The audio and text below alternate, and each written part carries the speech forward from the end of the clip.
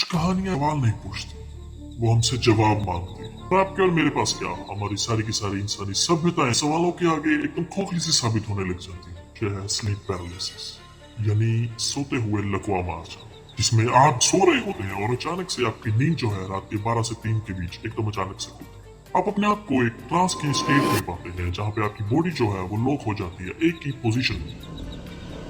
आप चिल्लाना चाहते हैं, बहुत सारे लोगों का ये भी कहना है उनको अपने चेस्ट के ऊपर वेट महसूस होने लग जाता है। उनका रिलेटिव जो हाल फिलहाल में जिसकी डेथ हुई हो, उनके चेस्ट के ऊपर बैठा और उन्हें घूर रहे होते हैं। मुंह जो होते हैं वो उनके खुले होते हैं, एकदम खोखले से मुंह होते हैं, आंखें जो होती है एकदम काली सी। हमारी कहानी भी जो है वो आज इसी चीज के इर्द गिर्द होने वाली। हमारे एक सब्सक्राइबर अभिषेक जो है उन्होंने ये कहानी हमें सेंड की।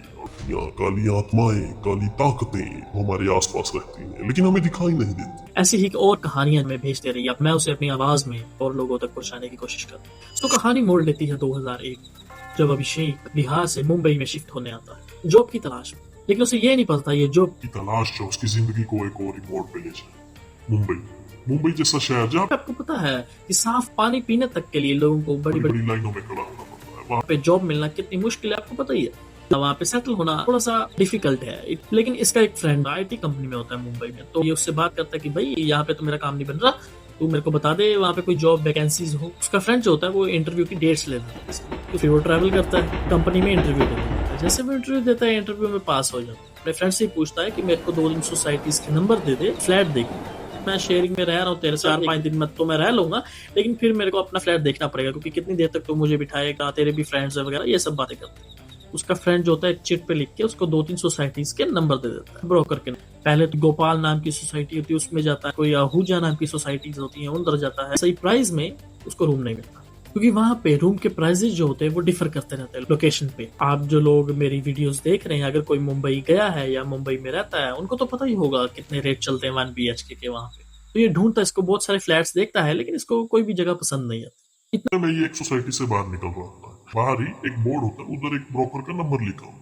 इसको फोन मिलाता है, ये कहता है भाई मेरे को रूम चाहिए, सही प्राइस में चाहिए, तो मेरे को रूम दिखा। वो से एक सोसाइटी में रूम दिखाने के लिए लेके जाता है। सोसाइटी जो होती है वो एकदम पुरानी सी सोसाइटी होती है, एकदम जर्जर हालत में सोसाइटी। ये अंदर जाता है, ये रूम देखता है, में एक रॉकिंग चेयर होते का, टीवी लगा हुआ, किचन होता है और साइड में एक रूम होता है जहाँ सिर्फ बेड लगे होते हैं। प्राइस की डिस्कशन करता है ब्रोकर से, वो इसे बहुत ही रीजनेबल प्राइस बताता है और इसको भी लगता है अभी मैं नया हूँ और फटाफट से डन कर देता है। कि तब वो ब्रोकर के चेहरे पर तरह की बेचैनी सी देख पा रहा, से कुछ ब्रोकर बताना चाह रहा हो लेकिन एकदम अचानक से रुक गया हो। वो इतना गौर नहीं देता, वो कहता है चलो ठीक है, मेरे को सही दाम पे घर मिल गया और मेरे को क्या चाहिए, यहाँ पे आपको खाने तक के लाले होते हैं, वहाँ पे जॉब मिल जाना, फ्लैट पे मिल जाना, वो भी रीजनेबल प्राइस पे, बहुत बड़ी बात थी।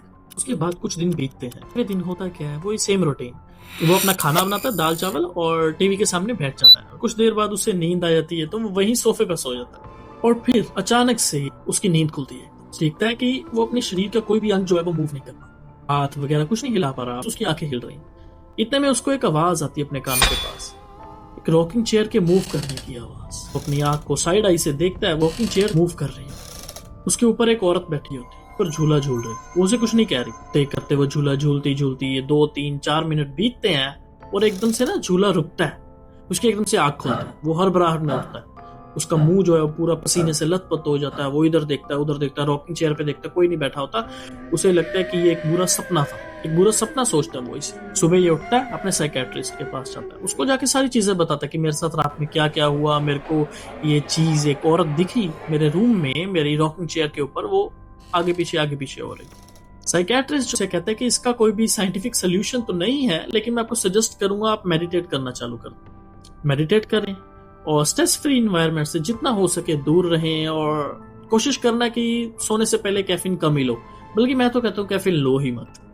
ये साइकेट्रिस्ट की बात मानता है, ये मेडिटेट करना चालू कर देता है। ऑफिस जाता है, लेकिन इसको लगता है कि इसके शरीर से किसी ने एनर्जी निकाल ली हो। इसको थका थका सा महसूस होने लग जाता है उस दिन के बाद, उस इंसिडेंट के बाद आंखों के नीचे काले खड्डे पड़ने चालू हो जाते हैं। ऑफिस के कलीग भी कहते हैं कि क्या हुआ भाई, तू सही से सोता नहीं है रात में? कहता नहीं सोता हूँ, लेकिन जब मैं उठता हूँ मेरे शरीर में बहुत ज्यादा थकान सी रहती है, जैसे पूरी रात मैंने बहुत ज्यादा मजदूरी की हो या कोई काम किया हो, या कोई चीज है जिसने मेरे शरीर से पूरी एनर्जी निकाल ली हो। बहुत कमजोरी रहती मेरे को, मैं विटामिन पे भी हूँ, लेकिन फिर भी कोई ज्यादा असर नहीं हो रहा। और 20वीं रात आती है। इस रात कुछ अलग होने वाला था इसकी जिंदगी में। रात ये घर जाता है और अपने बेड पे जाके सो जाता है और अचानक से फिर वही रात के 2 बजे के पास इसकी नींद खुलती है, ये अपने आप को बेड के पास पाता है और इस बार रॉकिंग चेयर जो है वो उस कमरे में नहीं होती, इसके कमरे में होती। और वो औरत जो होती है वो कोने में वो उस रॉकिंग चेयर के ऊपर बैठी होती है, ये सो रहा होता अपने बेड के ऊपर एक ही पोजीशन में, ये लॉक हो चुका होता, सिर्फ अपनी आंखें मूव कर पा रहा होता। अब उसका चेहरा जो इसे सामने से दिख रहा है, एकदम साफ साफ ही उसका चेहरा देख पाता है। उसकी आंखें जो होती है एकदम काली, मुंह जो होता है वो खुला होता है, उसके दांत जो होते हैं ऐसे लगते हैं जैसे सड़ गए हो, कीड़े वाले दांत। उसकी ओर देख रही है तो मुझे स्लीप पैरालिसिस हुआ है, लाना चाह रहा होता है, फोन करना चाह रहा होता है, लेकिन अपनी बॉडी को मूव नहीं कर पाता। इतने में वो चेयर रुकती है, औरत जो होती है उधर से खड़ी होती है, धीरे धीरे धीरे वो चल के इसके पास इसके बेड के ऊपर आती और इसकी चेस्ट के ऊपर चढ़ के बैठ जाती है। इसे देख रही होती है अपनी आंखों से, ये कुछ नहीं कह रहा होता, ये मन बहुत ज्यादा चिल्लाने की कोशिश कर रहा होता है, लेकिन वो चीज जो है इसे उठने नहीं दे रही है।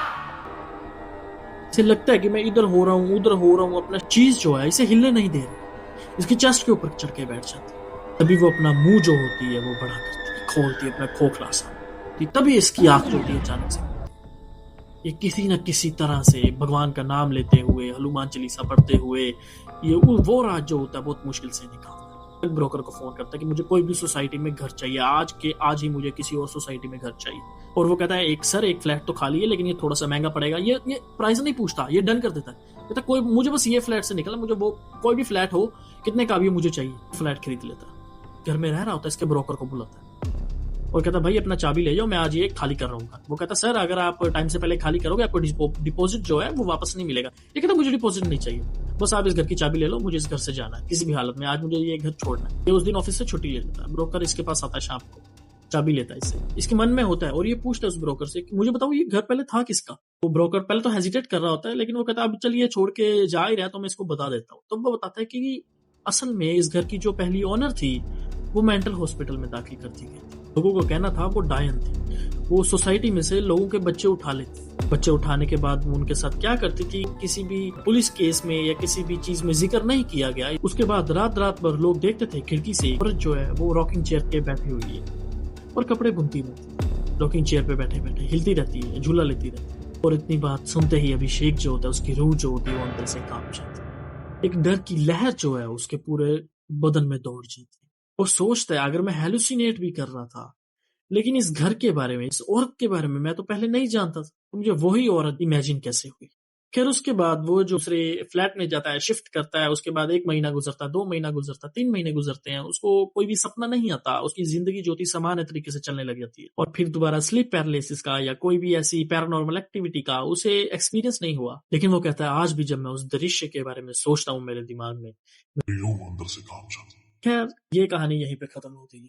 अगर ये कहानी आपको अच्छी लगी तो मेक श्योर कर दीजिए, लाइक कर दीजिए, सब्सक्राइब कर दीजिए ऐसे ही हॉरर, एडवेंचरस, क्रीपी कहानियां सुनने के लिए।